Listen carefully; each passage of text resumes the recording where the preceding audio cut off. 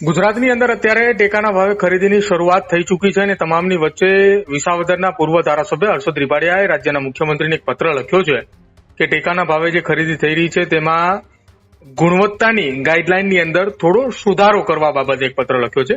હર્ષદ રીબાડિયા જ આપણી સાથે જોડાયા છે, સીધી વાત તેમની સાથે કરીએ. હર્ષદભાઈ, સ્વાગત છે પહેલા તો ન્યૂઝ રૂમમાં આપનું. નમસ્કાર. હર્ષદભાઈ, તમે એક પત્ર લખ્યો છે રાજ્યના મુખ્યમંત્રીને કે ટેકાના ભાવે ખરીદીની અંદર તમારે ગુણવત્તાની ગાઈડલાઈનમાં થોડો ઘણો સુધારો કરવો જોઈએ. કયા કયા મુદ્દા આધારિત તમે પત્ર લખ્યો છે અને પત્ર લખવાનું ખાસ કારણ શું?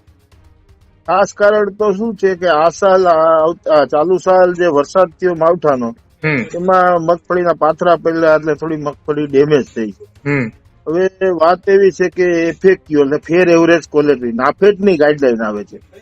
એ ગાઈડલાઈનમાં સુધારો થાય થોડો ઘણો કે 2% જે ડેમેજ દાણા છે એ 2% લેવામાં આવે, તૂટેલા દાણા એની જગ્યાએ 4% થાય, અને જે ચીમડા દાણા આવે છે અપરિપક્વ એ 4% થી 6% થાય, અને ભરતી જે ઓલી જે 39 નંબર ને આ બધી મગફળીઓ છે એના ડોડવા થોડા મોટા આવે એટલે એમાં ભરતી 35 કિલો ને બદલે 30 કિલોની થાય.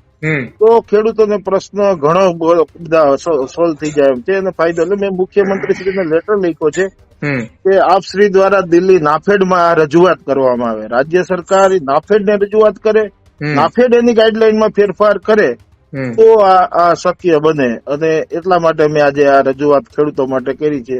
એટલે ખેડૂતના માલ પણ જે ડેમેજ હોય થોડો ઘણો કે પહેલું હોય એનાથી એને પાછો ભરી ન જવો પડે. ટેકાના ભાવે ખરીદીમાં મગફળી લઈને ખેડૂત આવે 1-2% માઇનસ ને હિસાબે એનો ફરી પાછો લઈ જવો ન પડે અને ત્યાં એનો માલ વેચાઈ જાય. એટલા માટે મેં રજૂઆત કરી છે ખેડૂતો વતી.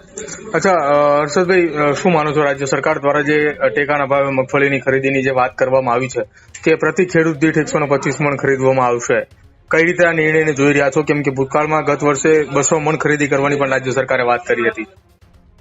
સરકાર એમાં બધી બાબતે ખેડૂતનું વિચારતી હોય. અગાઉ આપણે જોઈએ છીએ પેલા 125 મણ હતી. ગઈ સાલ આપણે જે ટેકા ઓનલાઈન હતું એ 3.5 લાખ હતું.